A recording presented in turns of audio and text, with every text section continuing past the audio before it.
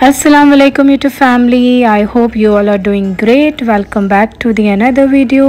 और मैं आज आई हूँ एक इंटरेस्टिंग वीडियो के साथ, स्पेशली फॉर बिगनर्स जो बेकिंग करना चाहते हैं और जो जानना चाहते हैं कि बेकिंग करने के स्टार्ट में जब आप सीख रहे होते हैं तो आपको किन किन चीज़ों की ज़रूरत होती है और आपके किचन में क्या क्या चीज़ें होना चाहिए, तो वो सब आपको पता चलेगा इस वीडियो में। तो ये वीडियो आपने लास्ट तक देखनी है, चैनल को सब्सक्राइब करना है। वीडियो पसंद आ जाए तो लाइक कर दीजिएगा, साथ में कमेंट करके थोड़ा अप्रिशिएट करेंगे तो मेरी सपोर्ट हो जाएगी, और वीडियो को शेयर भी कर दीजिएगा। तो चलें फिर करते हैं आज की वीडियो स्टार्ट।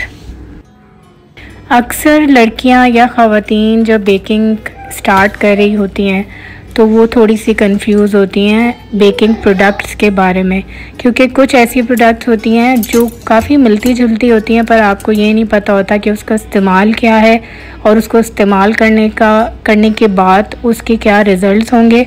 तो वो सब मैं आपको इसी वीडियो में बताऊंगी। कौन कौन से यूटेंसिल्स चाहिए होते हैं और किस किस साइज़ के चाहिए होते हैं, कौन कौन से साइज़ होते हैं, वो सब आपको इस वीडियो में पता चलेगा। तो सबसे पहले जो मेन बेकिंग में आपको चाहिए होता है वो होता है अवन। आप चाहे गैस अवन ले लें, इलेक्ट्रिक अवन ले लें।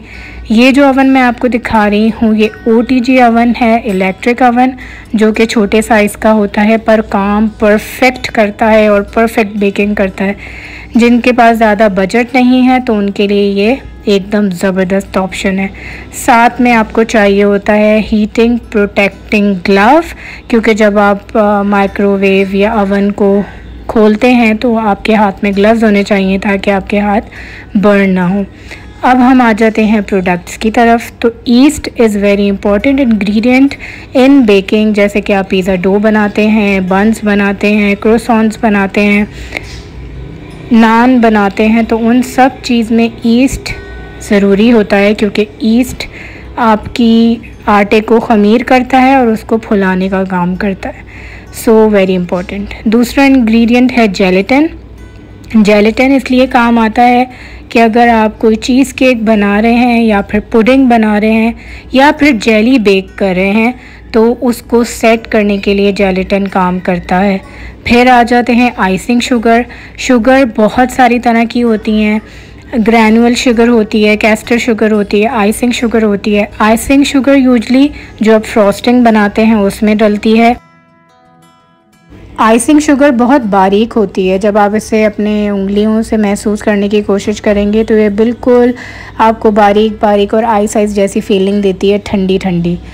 उसके बाद आ जाते हैं cocoa powder, which is very important जब आप फ्रॉस्टिंग बनाते हैं या फिर आप ब्राउनी बनाते हैं, fudge brownie, chocolate cake, marble cake, tea cake. तो ये कोको पाउडर उन सब चीज़ों में काम आता है। इवन ये और भी बहुत सारी एडिशनल चीज़ों में काम आता है। आपकी रेसिपी का बहुत ही इम्पॉर्टेंट इंग्रेडिएंट है।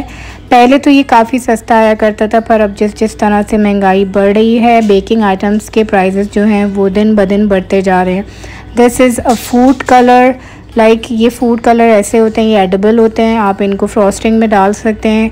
आप अगर रेनबो केक बना रहे हैं और केक को आपने डिफरेंट कलर्स देने हैं तो आप उसके बैटर में भी ये ऐड कर सकते हैं। ये एडिबल होते हैं, नुकसान नहीं करते। फिर हम आ जाते हैं cup cake liners. This is called liner, इन्हें हम कप केक लाइनर्स कहते हैं। ये सबसे छोटे वाले मिनी कप केक के लाइनर्स हैं, इसमें डिफरेंट साइजेस आते हैं। और मफ़िन लाइनर्स होते हैं जो डिफरेंट शेप के होते हैं, काफ़ी फ्लफ़ी, वो भी आते हैं।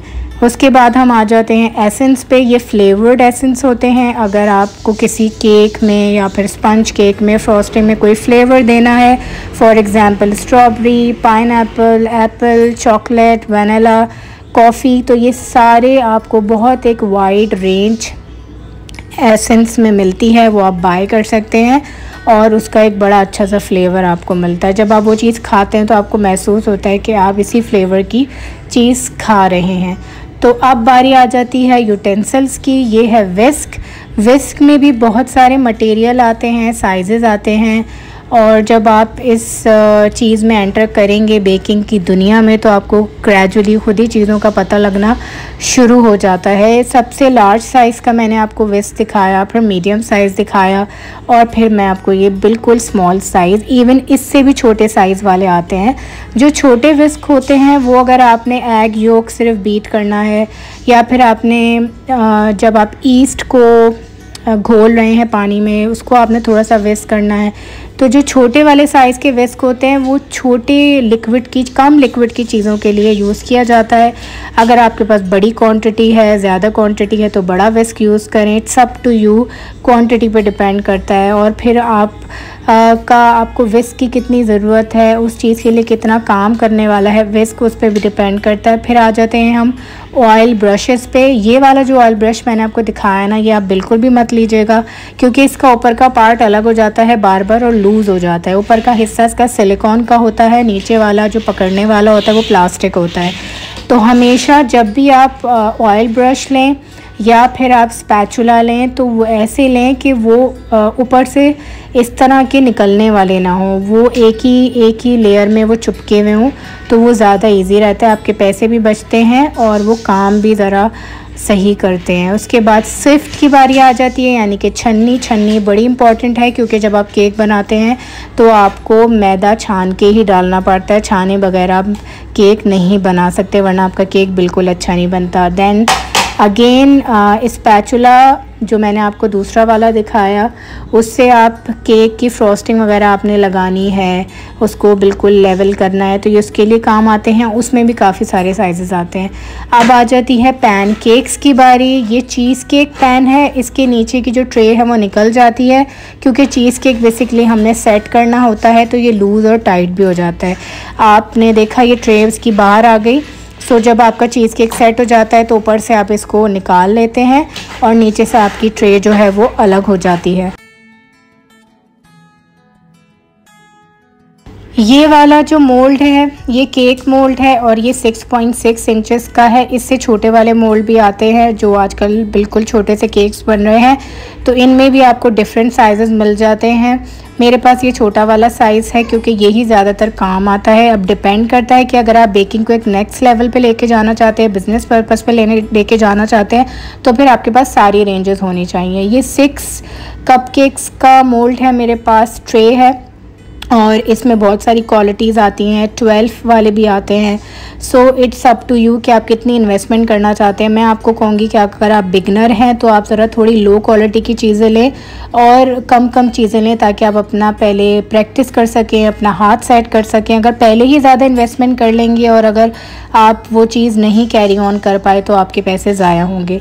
ये ब्रेड मोल्ड्स होते हैं और इसमें आप अपने टी केक्स भी, मार्बल केक्स भी बना सकते हैं। इसमें भी डिफरेंट साइजेस आते हैं। और अभी जो मेरे हाथ में है ये ब्राउनी मोल्ड है, इसमें काफ़ी सारे साइजेस आते हैं। ये वाला जो है ये 7.7 इंचेस का है, जिसमें 9 ब्राउनी के पीसेस आराम से निकल आते हैं। अब आ जाती है बारी केक डेकोरेटिंग टर्नेबल टेबल। इसके ऊपर केक को रख के डेकोरेशन की जाती है। आप केक को, क्योंकि आपने जब आइसिंग करते हैं केक को पूरा कवर कर रहे होते हैं, तो आपको बार बार जब आप ये टेबल घुमाएंगे तो आपके लिए आसानी होगी। अगर आपके पास ये टेबल नहीं होगी तो आपको केक में आइसिंग करने में प्रॉब्लम होगी, क्योंकि आप चारों तरफ केक को नहीं देख पाएंगे। सो ये सारी चीज़ें जो हैं आपकी बिगनिंग में बहुत काम आने वाली चीज़ें हैं। आपको इससे स्टार्ट लेना हो, अगर आपने कुछ और इसके बारे में पूछना हो तो आप मुझे कमेंट कर सकते हैं। ये बहुत अच्छी क्वालिटी का है, काफ़ी मोटी इसकी प्लास्टिक है। इसमें काफ़ी सारी वैरायटी आती हैं, सस्ते वाले भी आते हैं, महंगे वाले भी आते हैं, और इसमें भी काफ़ी सारे साइजेस आते हैं। तो again it's up to you. और बात आ जाती है कुकिंग चॉकलेट की। कुकिंग चॉकलेट में सस्ती महंगी सब वैरायटीज़ आती हैं। वो आप आहिस्ता आहिस्ता खुद ही आप इतने एक्सपर्ट हो जाएंगे जब ये सब कुछ करने लग जाएंगे। तो आज की वीडियो कैसी लगी मुझे ज़रूर बताइएगा। फिर मिलेंगे नेक्स्ट वीडियो में।